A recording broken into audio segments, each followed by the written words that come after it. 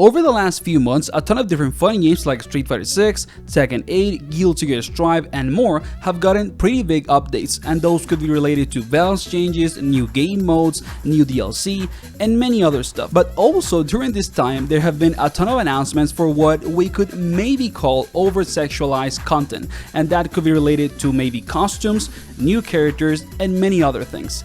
And to me, it just got me thinking, does over-sexualization, or basically, sexy costumes, or gooner bait, if you want to call it that, sell fighting games?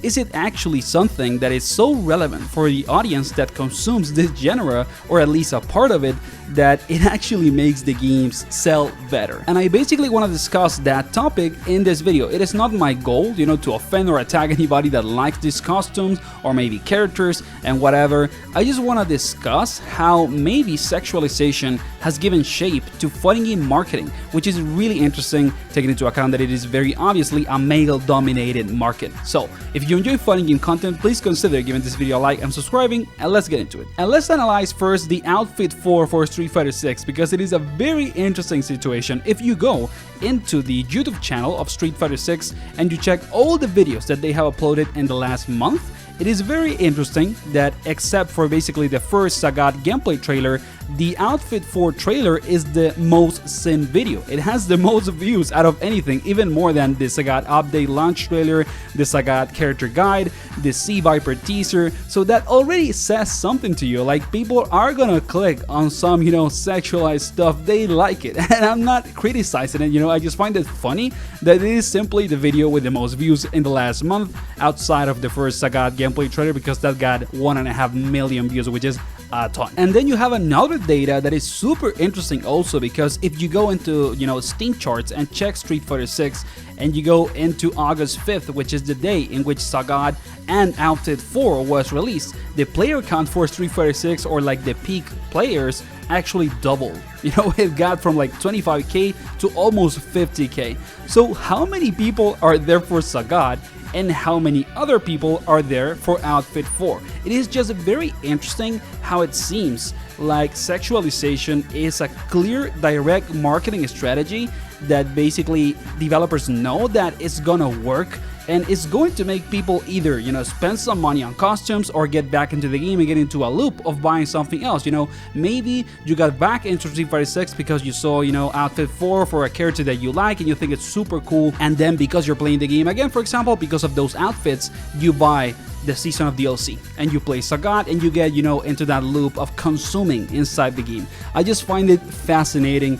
And Street Fighter 6 is a great example. Like, the devs know what they're doing and they know how to earn money, and I just think that it is such an interesting thing to analyze when you think about the history of the fighting game genre and marketing. Then after that, we have the example of Tekken 8. This is not exactly an update, but during EVO, of course, we got the Armor King trailer, and it was arguably one of the most hyped trailers in the whole weekend. People got super excited at the arena and at home, and Armor King looks incredible, and it is a character that many people were waiting for. But after the Armor King trailer, we also got a new character, Miary Zo. I don't know how to say her name, but she's very clearly, a sexualized character. There's no debate there. And it seems really interesting also that the marketing strategy here is like, okay guys, we all know that, people are super mad at Tekken 8 and all the stupid things we have done with balancing. So here you have the most, expected legacy character for the game as DLC, basically after Heihachi, and then as a cherry on top, two other big reasons as to why you should buy the DLC.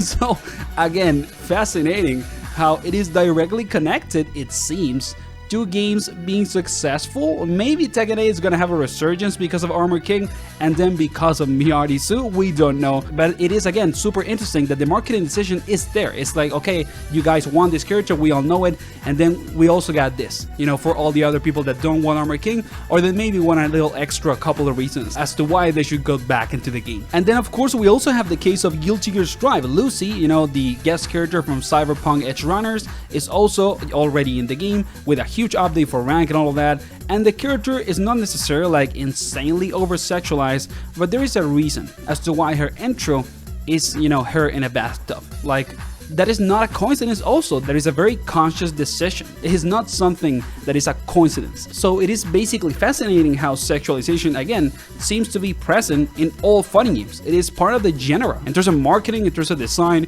and it is fascinating how it seems to work. Like, Strive is basically back at the top. It is the second most popular fighting game at the moment, at least on Steam. If I'm not mistaken, it has more players than Tekken 8, especially at the peak, count of players.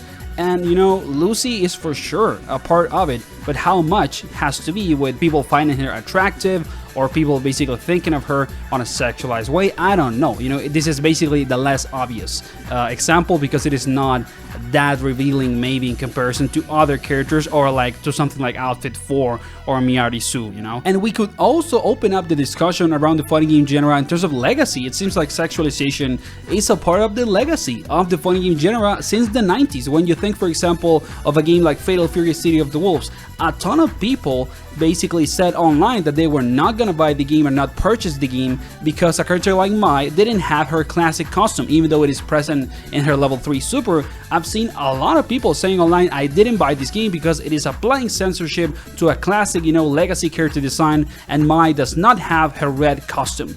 And again, I'm not trying to criticize people that say that. I really don't care. It is just the simple fact that you can see the consequences of basically, sexualization being a part of the genre in today's, era. Like, you can see that people are not gonna buy a game only because a specific costume in a character. Like, it is just interesting how it can have a direct impact in the financial results of a fighting game if you respect or not the sexualized legacy of your characters. And it is not something only connected to SNK. We know that SNK has a history of, big sexualization, but it is also present on like classic Street Fighter with maybe characters like Cammy and Chun-Li. It is present on Mortal Kombat with Mileena and Kitana and so many other games and characters. So I just wanted to put this topic on the table because I find it fascinating, especially as someone that is interested in like the video game industry and the fighting game genre as a business, not only as a player and a consumer, but as how exactly do these games have good results financially and actually make it to the top when it comes to money, sales, and getting people invested in buying and playing the game.